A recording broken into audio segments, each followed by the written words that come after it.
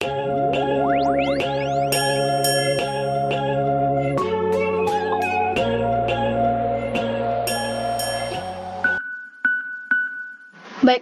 di sini saya akan menjelaskan mengenai cover dari PPT kami, di mana pada cover PPT kami terdapat animasi logo UNP serta tertera mata kuliah yang sedang berlangsung, yaitu pembelajaran fisika berbasis teknologi dan bencana dengan dosen pembimbing kami yaitu Pak Rio Ansari, SPD MSI. Kami sendiri berasal dari kelompok 4 yang beranggotakan Al-Hadi Erpan, Ananda Mahaputra, Dea Anggraini, Fitratul Hayana, Maulita Yusmawati, Miftahur Rahmi, Widya Iswari, serta Tommy Putrawijaya. Next, pada slide selanjutnya terdapat materi yang kami dapatkan yaitu mengenai fluida dinamis. Next, terdapat juga slide selanjutnya yaitu kompetensi inti, serta kompetensi dasar dan indikator dari fluida dinamis. Kemudian, pada slide ini terdapat ciri-ciri dari fluida dinamis yang ada 3, yaitu terdapat pada slide. Dan juga dapat dilihat bahwasannya transisi dari setiap pergantian slide kami itu sama. Kami menyamakannya agar terlihat lebih rapi serta seragam. Oke, selanjutnya akan dijelaskan oleh teman saya mengenai persamaan kontinuitas. Persamaan kontinuitas. Persamaan kontinuitas adalah persamaan yang menghubungkan kecepatan fluida dalam dari suatu tempat ke tempat yang lain. Bunyi dari persamaan kontinuitas adalah pada fluida yang tak termampatkan hasil kali antara kelajuan aliran fluida dalam suatu wadah dengan luas penampang wadah selalu konstan. Dalam persamaan kontinuitas ada yang namanya debit. Maksudnya, volume fluida tiap waktu yang mengalir dalam fluida. Persamaan Q sama dengan AV atau Q, volume per waktu. Dapat kita lihat pada gambar yaitu aliran fluida dalam tabung. Pada gambar menggambarkan aliran fluida secara stasioner, sehingga tiap partikel fluida dalam tabung yang melewati titik A atau titik yang pertama akan menempuh lintasan dari partikel yang mendahulunya, yang juga melewati titik A tersebut. Dan pada gambar dapat terlihat, jika luas penampang lintang tabung tidak sama, kecepatan partikel fluida juga berubah sepanjang garis arusnya. Akan tetapi, pada satu titik tertentu dalam tabung, kecepatan setiap partikel fluida itu senantiasa sama. Jadi, dapat kita simpulkan bahwa cepat aliran atau debit aliran pada setiap detik dalam suatu pembuluh dari fluida yang mengalir adalah konstan. Jadi, jika sebuah pipa yang mempunyai ukuran penampang berbeda, maka dapat kita tuliskan dalam persamaan kontinuitasnya, yaitu Q1 sama dengan Q2. Q1 yaitu A1 dikali V1 sama dengan A2 dikali V2. Baiklah, saya akan melanjutkan presentasi dari teman saya tadi. Sekarang kita akan memasuki bagian animasi dan simulasi penerapan persamaan kontinuitas. Pada animasi yang pertama, dapat kita lihat bahwa terdapat 2 buah keran, yang mana luas penampang keran yang pertama lebih besar daripada luas penampang keran yang kedua.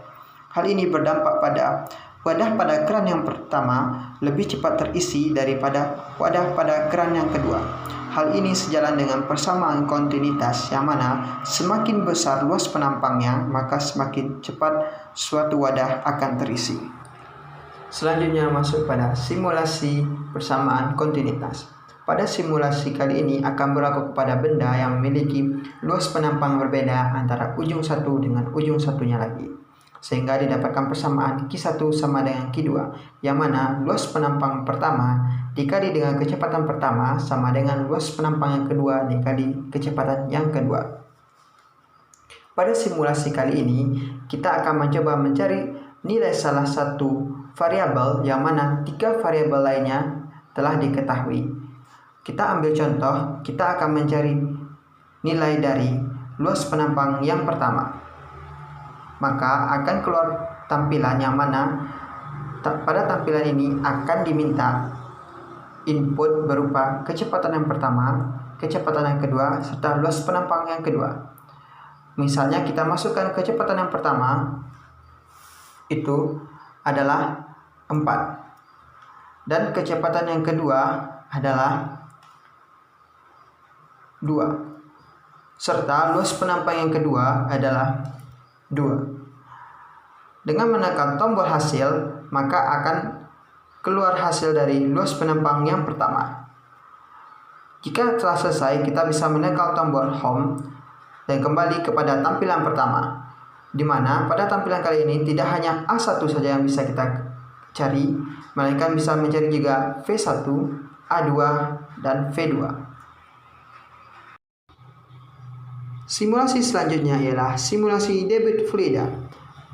Pada simulasi debit fluida kali ini terdapat tampilan persamaan debit fluida, yaitu Q sama dengan A dikali V, dan terdapat tampilan pilihan kecepatan air. Ada 5 meter per sekon, 10 meter per sekon, 15 meter per sekon, dan 20 meter per sekon. Misalkan kita mengambil pilihan 15 meter per sekon, maka akan muncul kembali pilihan luas penampang keran, yang mana menunya ada 1 cm, 2 cm, 3 cm, dan 4 cm. Misalkan kita memilih pada 3 cm. Maka akan keluar tombol start. Tekan tombol start, maka akan keluar hasil dari debit air tersebut dan animasi debit di sampingnya. Setelah itu akan keluar tombol reset dan conclusion. Tombol reset akan mengembalikan kepada tampilan awal, serta tombol conclusion akan menampilkan kesimpulan dari simulasi kita pada kesempatan kali ini. Materi selanjutnya yaitu persamaan Bernoulli. Hukum Bernoulli ialah hukum yang berlandaskan pada hukum kekekalan energi yang dialami pada aliran fluida. Hukum ini menyatakan bahwasanya jumlah tekanan, energi kinetik persatuan volume, dan energi potensial persatuan volume mempunyai nilai yang sama pada setiap titik sepanjang suatu garis arus. Seperti yang terlihat pada gambar, bahwasanya penampang yang pertama lebih kecil dari penampang yang kedua.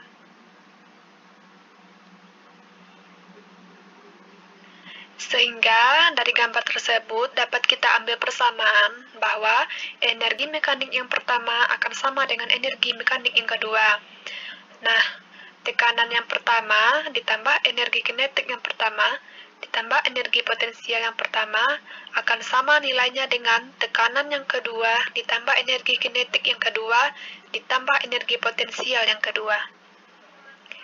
Sesuai dengan azas kontinuitas, yaitu ketika air mengalir pada pipa yang luas, penampangnya kecil, maka akan memiliki kecepatan yang besar. Selanjutnya yaitu penerapan persamaan Bernoulli.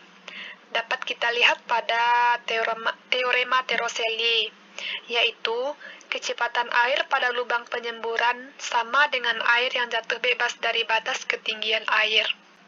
Sehingga besar perbedaan ketinggian lubang dengan batas ketinggian air, maka akan semakin cepat semburan airnya. Dapat kita pahami bahwasanya jika terdapat air yang banyak di dalam suatu tabung, maka semburannya juga akan semakin kencang. Baik, selanjutnya kita masuki ke penerapan persamaan Bernoulli pada sayap pesawat. Nah, di sini tentunya teman-teman, saya dan kita semua pasti sering melihat pesawat terbang, bukan? Nah, pertanyaan di sini, apa yang bisa membuat pesawat itu terangkat ke atas, membuat pesawat itu terbang dengan lurus, dan membuat pesawat itu bisa mendarat? Jadi, yang digunakan di sini adalah penerapan dari persamaan Bernoulli, di mana pada persamaan Bernoulli ini bisa kita lihat pada slide ini, Di sini terdapat ada gaya angkat, ada tekanan, dan ada kecepatan. Jika kita melihat animasinya di sini, bisa sama-sama kita lihat bahwa pesawat menjelang ia akan take off, dia diberikan kecepatan yang sangat besar. Nah, sehingga bisa membuat pesawat itu terangkat ke atas. Untuk lebih jelasnya, bisa kita lihat pada simulasinya, di mana simulasinya sebagai berikut.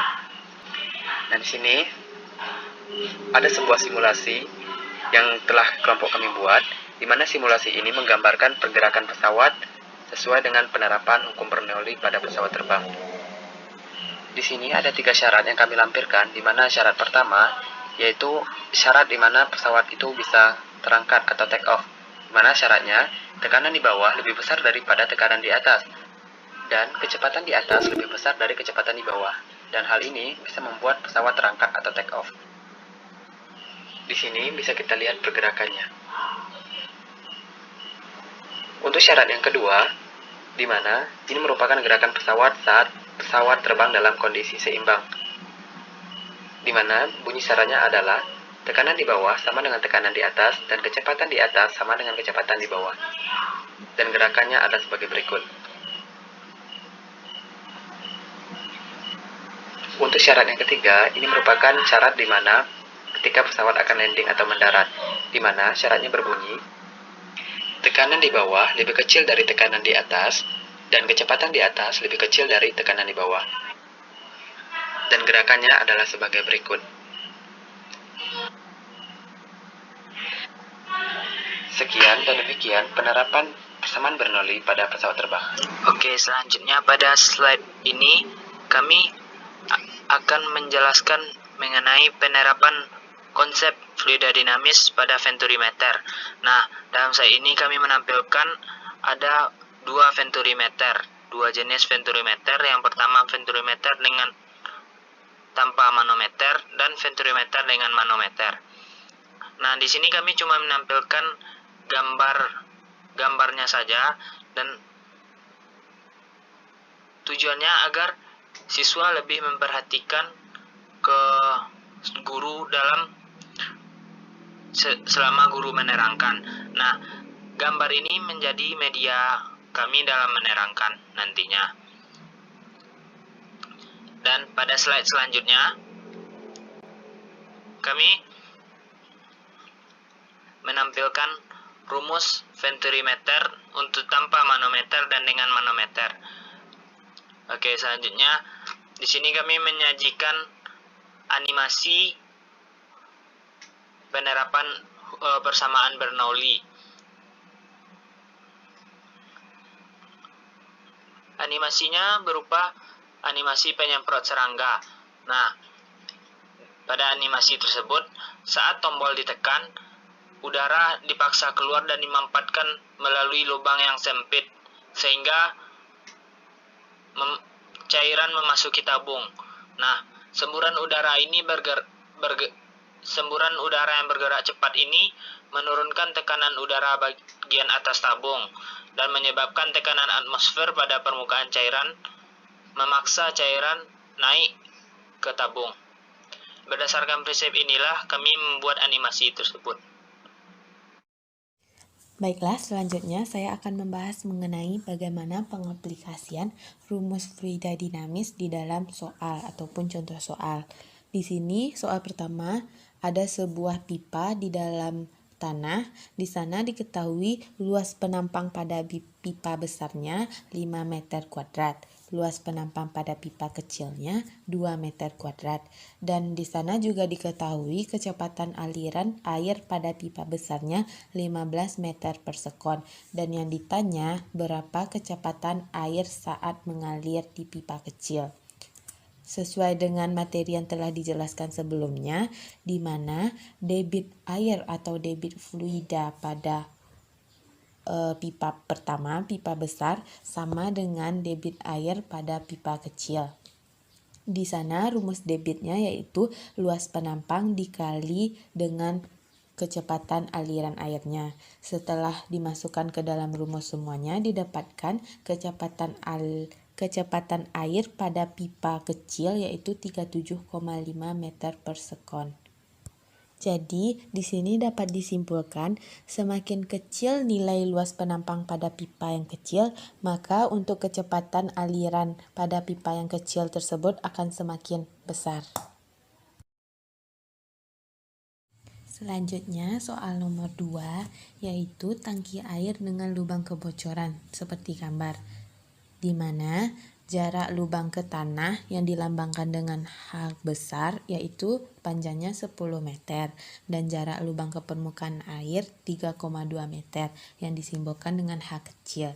Dan yang ditanya dari soal tersebut adalah kecepatan keluarnya air, jarak mendatar terjatuhnya yang dicapai air, dan waktu yang diperlukan bocoran air untuk menyentuh tanah.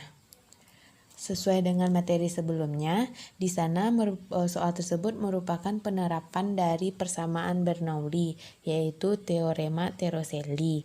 Jadi, untuk menyelesaikan soal tersebut, kita tinggal memasukkan ke dalam rumus, di mana untuk mencari kecepatan keluarnya air, memakai rumus V sama dengan akar 2GH. Untuk mencari jarak mendatar, jatuhnya air tersebut memakai rumus X sama dengan 2 akar H kecil dikali H besar. Dan untuk mencari rumus waktu yang diperlukan, T sama dengan akar 2H besar dibagi dengan gravitasinya.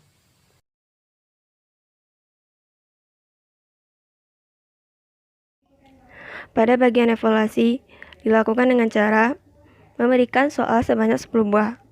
Kemudian pertanyaan tersebut dijawab dengan pilihan opsi yang tersedia, yakni mulai dari A, B, C, D, dan E.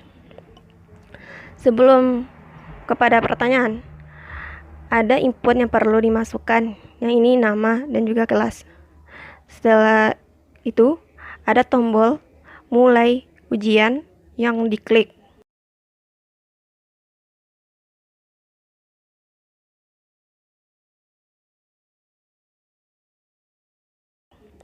Setelah tombol tersebut diklik, barulah muncul soal dan option yang bisa dipilih. Setelah semua pertanyaan dijawab, di akhirnya ada bagian keluaran, yaitu nilai hasil ujian. Juga tertera nama dan kelas yang telah diisi oleh siswa tersebut. Kemudian juga disediakan tombol ulang ujian yang diklik untuk bisa mengulang ujian kembali.